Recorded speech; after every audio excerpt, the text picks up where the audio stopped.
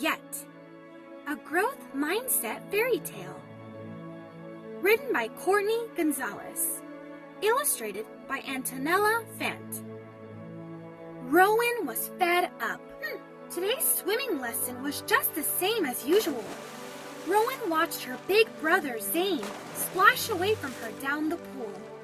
To make things worse, Zane earned his gold badge. I'll never swim that far, sighed Rowan. She got out of the water and grumbled all the way home. As she climbed into bed that night, Rowan was still upset. Oh, I haven't got a gold badge, she moaned. Mom kissed her on the forehead. You haven't got one yet, she said, but think how far you did swim today. Not far enough, replied Rowan, falling fast asleep. Rowan rubbed her eyes and sat up in surprise. The room was cold and covered in cobwebs. This can't be my bedroom, she said. I'm sure Dad dusted it yesterday. The wooden door swung open. A familiar man walked into the room. What are you doing here? Asked Rowan. You're my swimming teacher. I am the wise wizard, replied the old man, drawing back the curtains. The view was amazing. Rowan knew for sure that she wasn't at home. For one thing, people in her neighborhood didn't ride horses. Can you see that castle? Asked the wizard. It's called Castle Yet, and it's guarded by a dragon called Zweifel. Many years ago, he stole all the gold from the town of Yet and hid it in the castle's great hall. Rowan gulped. Why are you telling me? Someone must get that treasure back, said the wizard. The power of Yet is contained in that gold. Without it, no one here achieves anything. They wander around town feeling sorry for themselves. The wise wizard gave Rowan a heavy chainmail shirt to go over her pajamas. Can't an adult go and get the gold back? Asked Rowan, feeling rather frightened. The wizard smiled. It's a child who will discover the power of Yet. Though the road is long and full of doubt, you must keep going.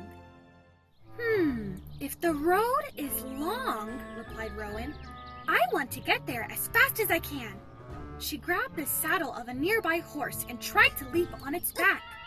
But the surprised animal bolted. Rowan landed on her bottom in a muddy puddle. Ugh. Suddenly, a huge shadow flew over her face. Rowan's heart began to thump. She could hear the flapping of wings above her. What a fool, laughed the scaly dragon. If you can't master that beast, you'll never beat me. You'll never reach the castle, and you'll never discover the power of Yet. As the dragon flew off, Rowan felt like giving up. Zweifel's right. I'll never get there. He's wrong, said the wise wizard. You'll get there yet. The wizard was correct. It was a long road to Yet, especially when you are traveling one step at a time. Rowan trudged uphill into the forest. The path seemed to go on forever. I can't do it, sighed Rowan. This is too hard. Suddenly, she tripped on the end of her boot. Rowan landed face first in the mud. Ugh. Hearing flapping overhead, Rowan scrambled onto her feet. But as soon as she laid eyes on Zweifel, Rowan was frozen to the spot. The sneering dragon snorted steam from his nostrils. Why don't you just give up? He asked. This challenge is far too hard for you. Zweifel spread his leathery wings and flew into the distance, laughing all the way. Rowan still had a long way to go. I'll never get that gold, she groaned. As the dragon disappeared, another creature appeared. A shimmering fairy fluttered from the trees. No, said the fairy. You just haven't got it yet. Rowan's eyes went wide. Mom? You're a fairy? I am here to help you, said the fairy. Don't think only of the long road ahead. You should also think about how far you've come. You're right, replied Rowan, looking down the path. I have traveled a long way. The fairy smiled. That's the spirit. Remember, every step forward is a little victory. Celebrate every little victory. Slowly but surely, Rowan climbed the rest of the hill. Though her clothes were soaked and her chainmail was heavy, she got closer to the castle, step by step. Eventually, Rowan reached the top of the hill. Oh no, said Rowan. The moat is too wide. I can't swim across. Rowan turned away from the castle. I haven't swum that far before. Suddenly, she stopped in her tracks.